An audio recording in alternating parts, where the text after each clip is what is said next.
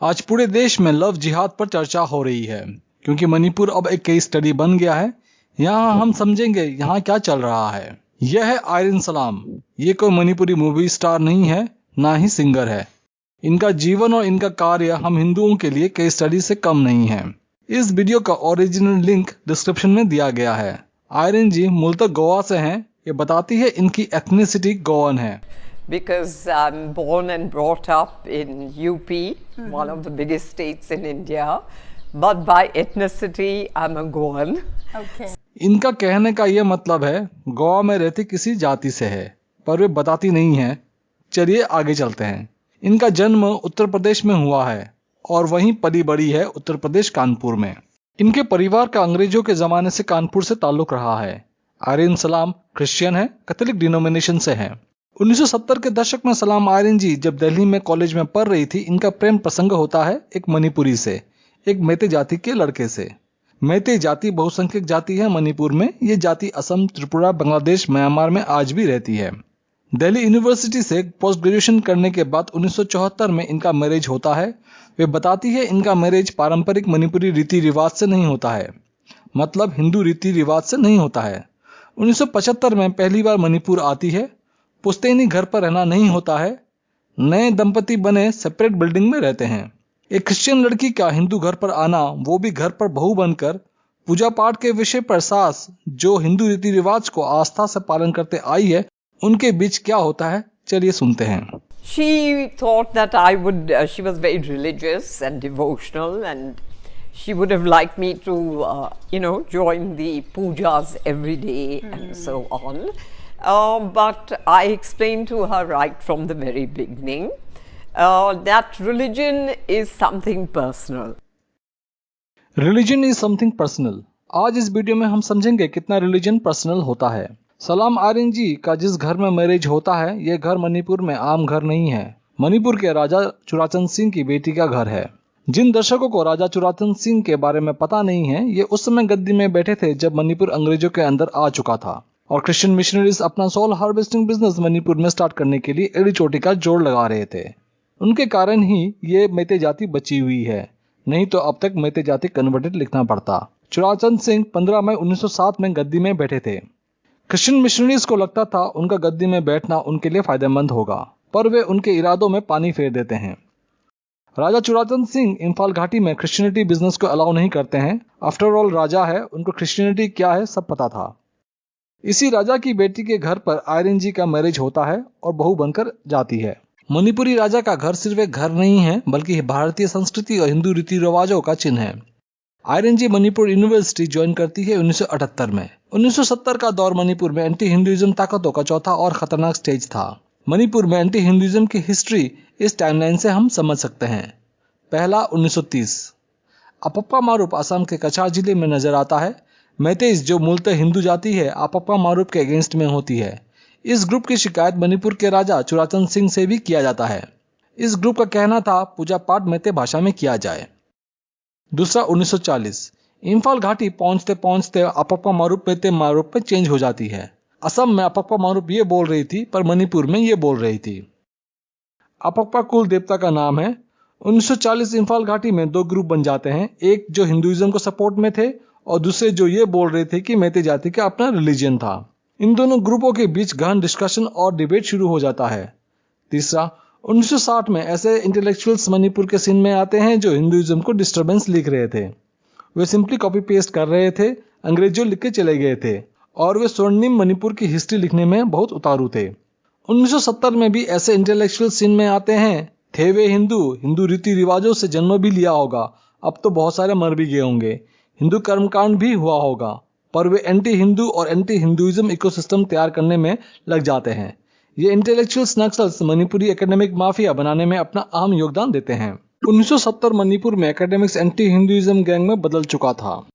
Politics में anti Hinduism gang का कब्जा हो चुका था और जमीन पर हिंदू पूजा स्थलों पर कब्जा और मूर्तियों को तोड़ना ये आम सी बात हो गई थी।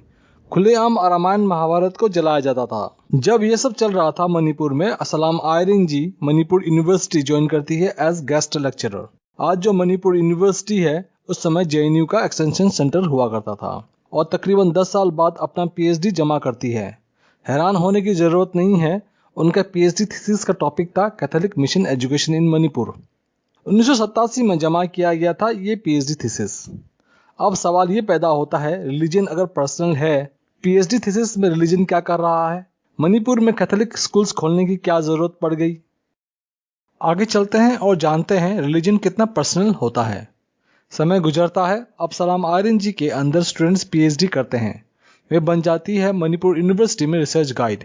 इनके स्टूडेंट्स का ये पीएचडी टॉपिक्स रहे हैं।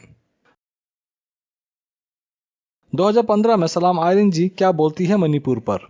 अब 1947 में जब इंडिया इंडिपेंडेंस पाया था तो मणिपुर पहले उस ब्रिटिश के आने के पहले तो इंडिपेंडेंट स्टेट किंगडम था। तो 1947 में मणिपुर भी इंडिपेंडेंट बन गया था और 1948 में पहले इलेक्शन हुआ था मणिपुर में और मणिपुर अपना चीफ मिनिस्टर को इलेक्ट किया था और वो तो हमारा पति का अंकल था, वो महाराज कुमार प्रियापत्रा सिंह था। अब मणिपुर जब 1949 में मणिपुर का मर्जर इंडिया से हुआ था। अब विचार है और पब्लिक ओपिनियन है मणिपुर में कि ये मर्जर ड्यूरेस के नीचे ये हुआ था और फॉसिबली मणिपुर इंडियन यूनियन में मर्ज हो गया था। विचार है पब्लिक ओपिनियन, ये जो मर्जर है ड्यूरेस में हुआ है, फॉर्सिबली इंडियन यूनियन में ज्वाइन हो गया था। आर्यन जी तो मणिपुर यूनिवर्सिटी में हिस्ट्री डिपार्टमेंट के हेड रही है, तो इनको पता होना चाहिए कौन कौन लोग थे और देश को बताती उनका बैकग्राउंड क्या था और उनके बारे में पूरे देश को बताती। ऐसा कुछ करती नहीं है। सलाम आर्यन जी का हिंदुइज्म पर क्या कहना है, चलिए सुनते हैं। अब हिंदुइज्म भी मणिपुर में खाली 17th सेंचुरी में आया था, नॉट 17th 18th सेंचुरी में आया था। एक गुरु शांति घोष ने आया था बंगाल से और जो राजा था मणिपुर के गद्दी पर गरीब निवास, उसको हिंदुइज्म में कन्वर्ट किया था। उस समय कन्वर्जन के बाद गरीब निवास ने ऑर्डर दिया था दरबार में कि सब मेते लोग हिंदू बनने हैं, तो सब लोग वैष्णवाइट बन गया मेते लोग। पर ये वैष्णविज्म तो प्योर वैष्णविज्म नहीं है। मणिपुरी एकेडमिक माफिया कभी नहीं बताएंगे ये जो तोते की तरह 1800 शताब्दी बेंचमार्क रखते हैं हिंदुइज्म के ऊपर, ये असल में अंग्रेजों का बनाया हुआ चूरन है जो ये अब तक सेल कर रहे हैं। चलिए आगे सुनते हैं वे क्या बोलती है। तो हर साल हम लोग एक सेलिब्रेशन करता है जो लाय होराबा कहता है। ये है the creation of the world according to Meitei mythology और वो वैष्णविज्म से कम्प्लीटली डिफरेंट है। हर साल हम एक सेलिब्रेशन करता है, उसको हम लाय हारोबा बोलता है, creation of the world according to Meitei mythology, और वो वैष्णविज्म से कम्प्लीटली डिफरेंट है। यह था राज्यसभा टीवी में सलाम आर्यन जी का 2015 में दिया गया इंटरव्यू। अब हम चलते हैं 1971 में। एम कीर्ति सिंह क्या लिखते हैं लाय हारोबा के इशू पर। एम कीर्ति सिंह पहले मेते हैं जिन्होंने पीएचडी और डीलिट की डिग्री प्राप्त किया था। उनको 1992 में पद्मश्री से नवाजा गया है। चलिए पढ़ते हैं। According to the will of Vishnu, the beautiful valley came into existence. Various gods and goddesses took part in a dance along with Shiva and Durga. This is called Lai Haroba. ये लिखा गया था 1971 में। 1971 में भगवान शिव और माँ दुर्गा का नृत्य, और 2015 में कहानी में ट्विस्ट। कब और किसने कहानी में ट्विस्ट किया? जो कोई भी मणिपुरी प्रोपेगेंडा को पढ़ता है सरोज नलिनी पड़ात का नाम दरकिनार नहीं कर सकता। 1974 में उनकी द्वारा लिखी गई पीएचडी थीसिस जो बाद में बुक के फॉर्म में पब्लिश किया जाता है, इतना प्रभावशाली कार्य है कि आज हम जो भी सुनते और पढ़ते हैं मणिपुर पर, ये उनके कार्य का ही देन है। चलिए पढ़ते हैं। The Lai Haraoba is perhaps the most authentically Meitei of all the traditional festivals and the one which most closely preserves the ancient Manipuri culture. Saroj Nalini Parratt converted Meitei है। इनके कार्य को बिना पढ़े आप मणिपुरी प्रोपेगेंडा को समझ नहीं सकते हैं।